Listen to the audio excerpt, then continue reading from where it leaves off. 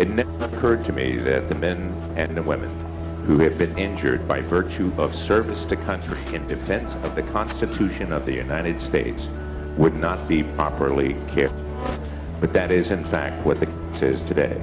Veterans across America are struggling to get the care they need. The U.S. Department of Veterans Affairs has been accused of being too bureaucratic to function, and nobody can seem to lead the department for much longer than a few years. Got breaking news out of the White House. Veterans Affairs Secretary David Shulkin is out. I don't think the system in its current form is fixable. I really don't. What's the solution here? I mean, is it throwing more money? We need to have more accountability out of the VA. The VA is the second biggest government agency in the U.S., just behind the Department of Defense. And with 170 medical centers and 1,061 outpatient sites across the country, it's the largest integrated healthcare system in the U.S. More than 9 million veterans depend on care from the VA, and the organization just can't keep up. When people think of failed veteran care, they probably think of Walter Reed. The medical center faced allegations of neglect, mismanagement, and unsafe physical conditions that left veterans to fend for themselves. While it was a lightning rod for controversy, it's not actually run by the VA. However, this hospital in Arizona was under the VA's control. The Phoenix VA hospital was found to have kept a secret wait list of veterans seeking care and hid the extent of their struggles from federal regulators. The wait times were so long, it was found that a number of veterans died just waiting to get an appointment. But the VA hasn't always been struggling to keep up. So just when did things go so wrong for the VA? Let's go back in time. Government-backed veterans care has roots dating all the way back to the 1780s, but the Veterans Administration got its official start in the 1930s. On July 21, 1930, President Herbert Hoover signed an executive order establishing the Department of Veterans Affairs. It was designed to provide medical care for war veterans, disability compensation, and retirement payments. Just after the end of World War II in 1945, U.S. Army General Omar Bradley became the second chief of the VA. He was a decorated senior officer in the war, and he's largely credited for modernizing the department. Bradley hired the first female doctors to tend to female veterans in 1946, and he established the long-standing relationship between medical schools and the VA. The department has now become so intertwined with today's medical system that the majority of doctors in the United States receive part of their training at VA facilities. But medical care isn't the only thing the VA is responsible for.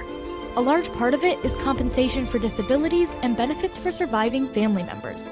And that payment hasn't been instant. The cost of war lingers years after the battle's end.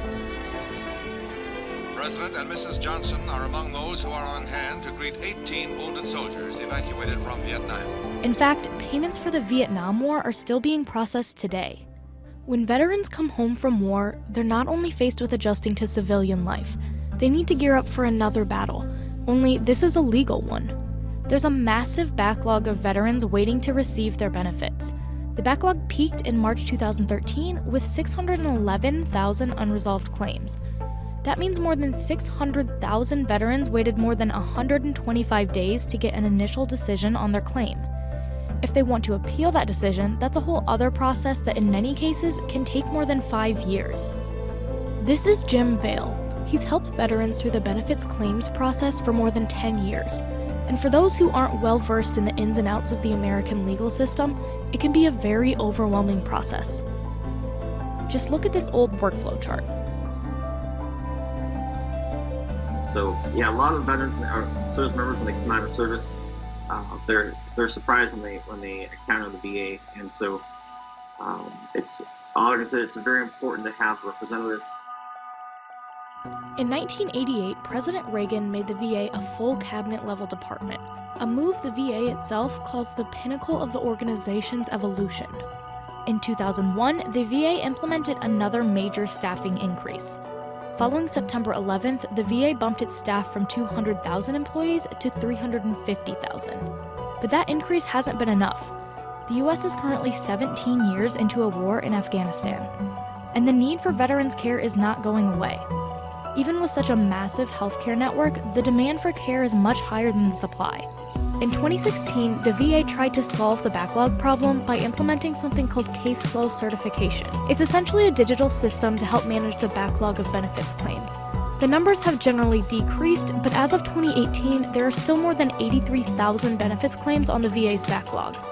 And depending on where veterans live, that care isn't as easy to come across. If you live in a rural area, the closest VA hospital could be several miles away, which creates another logistical challenge for the VA: how to physically get veterans to a care center. The big challenge is distance, and the distance from point of care to where a veteran lives. The VA's Office of Rural Health is working to make things easier for rural veterans. And a big part of that effort includes bringing doctors to veterans even if they can't be there in person. Veterans are actually able to access VA care in their homes using their iPad and delivering services like everything from mental health, but also to rehabilitation services for veterans with MS, ALS, and similar disorders. Fixing the VA isn't a partisan issue. It's not specific to just one demographic group or geographical region. Every U.S. representative has a veteran in their district, and nobody wants to be on the wrong side of this. So why does it seem that nobody can fix the VA? Beto O'Rourke is a U.S. representative from Texas, and he noticed just how difficult it was for his constituents to get proper care at their local VA.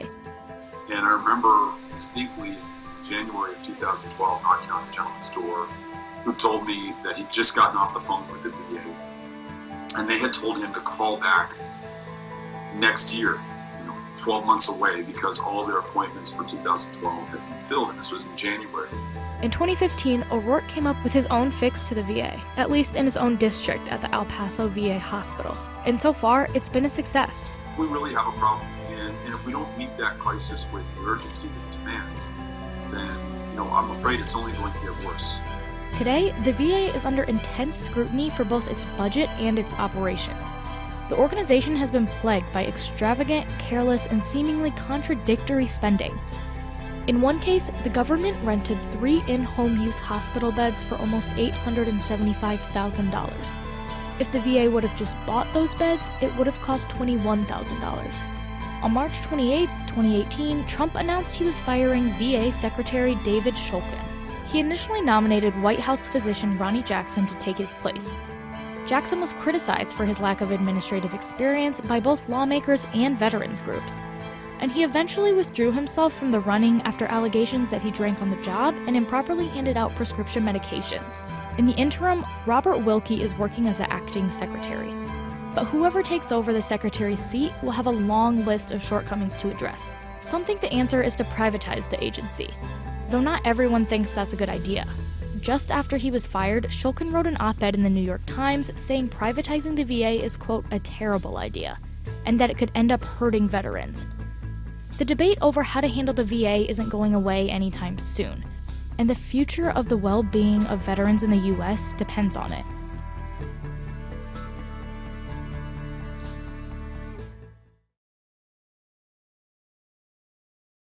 Hey there, thanks for checking out CNBC on YouTube. Be sure to subscribe to stay up to date on all of the day's biggest stories. You can also click on any of the videos around me to watch the latest from CNBC.